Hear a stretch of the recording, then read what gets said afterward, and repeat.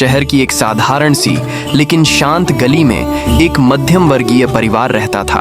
गली बहुत बड़ी नहीं थी, लेकिन वहाँ लोगों के दिल बड़े थे। सुबह शाम लोग एक दूसरे से हालचाल पूछ लेते, बच्चे गली में खेलते और औरतें दरवाजों पर खड़ी होकर थोड़ी बहुत बातें कर लिया करती थीं। उसी गली में एक ऐसा घर भी था जहाँ से रोज किसी न किसी समय खाने की बहुत ही मनमोहक खुशबू आती थी। वह खुशबू इतनी सौंधी और अपनापन लिए होती थी कि गली से गुजरने वाला हर व्यक्ति एक पल के लिए रुक जाता था। उस घर की बहू गांव की थी।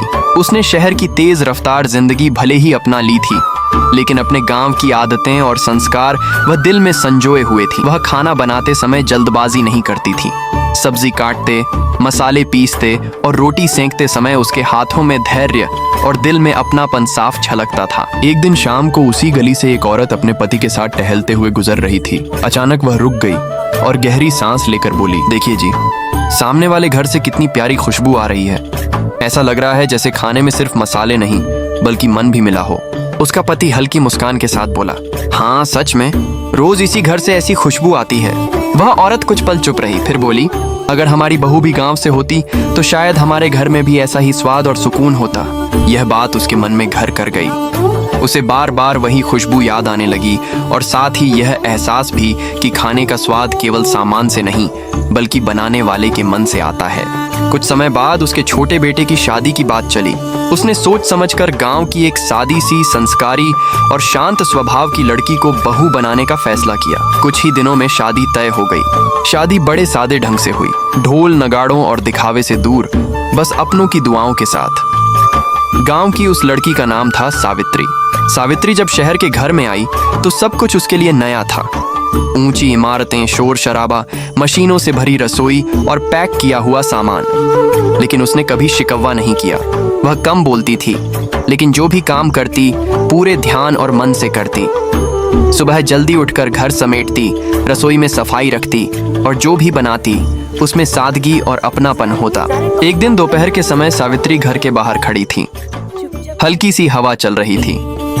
तभी सामने वाले घर से वही जानी पहचानी खुशबू आने लगी। तभी उसे सामने वाली औरत दिखाई दी। सावित्री ने मुस्कुराकर आदर से पूछा, आंटी, आज आपके घर से बहुत मजे की खुशबू आ रही है। आज क्या बनाया है? औरत ने प्यार से जवाब दिया, आज मैंने साग बनाया है। क्या तुम खाओगी? चाहो तो तुम्हारे लिए भिजवा दूं। ये सुनकर सावित्री की आंखों में चमक आ गई।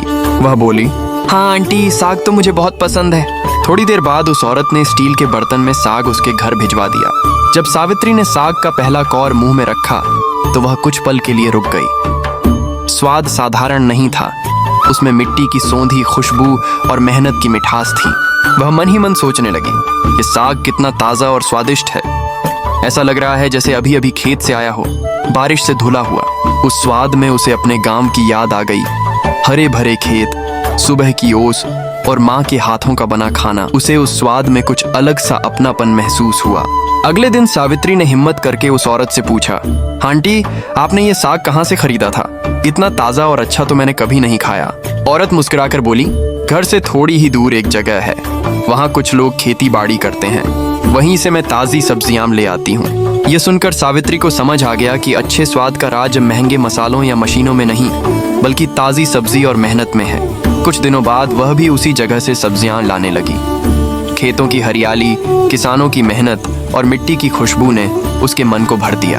अब जब भी वह खाना बनाती पूरे घर में वही सौंधी सी ताज़ी खुशबू फैल जाती।